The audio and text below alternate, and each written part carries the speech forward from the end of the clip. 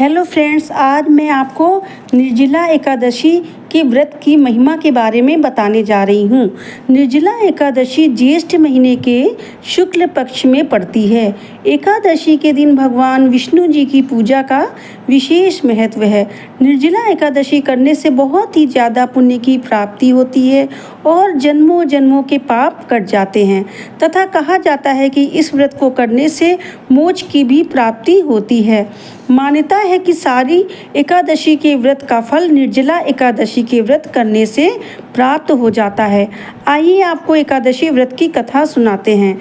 पौराणिक मान्यताओं के अनुसार एक बार भीम ने ज्येष्ठ मास के शुक्ल पक्ष में एकादशी के दिन बिना कुछ खाए पिए विष्णु जी का व्रत रखा था। एक बार पांडवों में से भीम ऋषि वेद व्यास से मिलने जाते हैं और कहते हैं कि गुरुवर युधिष्ठिर, अर्जुन, नकुल, सहदेव और द्रौपदी सब एकादशी का व्रत रखते हैं, परंतु मैं अपनी भूख और प्यास को शांत नहीं कर सकता, इसलिए मैं व्रत नहीं रख सकता।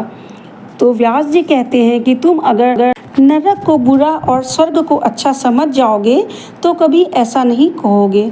तो भीम उनसे कहते हैं कि गुरुवर, मैं हर महीने 2 व्रत नहीं कर सकता।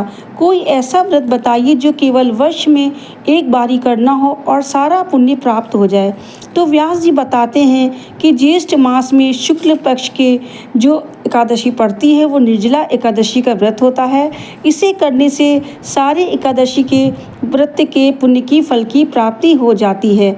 एकादशी के दिन पूरे दिन निराजल व्रत करके द्वादशी के दिन ब्राह्मणों को अपनी सामर्थ्य के अनुसार दान दक्षिणा कर व्रत तोड़ना चाहिए और एकादशी के दिन विष्णु जी की पूजा करके ओम नमो भगवते वासुदेवाय का जप करना चाहिए।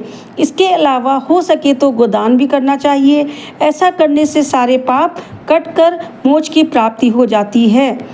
तो गुरु द्वारा भीम को समझाने पर भीम एकादशी का निराजल व्रत करते हैं और इसको इसीलिए भीमसेनी एकादशी व्रत भी कहा जाता है। इसी तरह की पौराणिक कथाओं को जानने के लिए मेरे चैनल को अवश्य सब्सक्राइब करें। आपका बहुत बहुत धन्यवाद।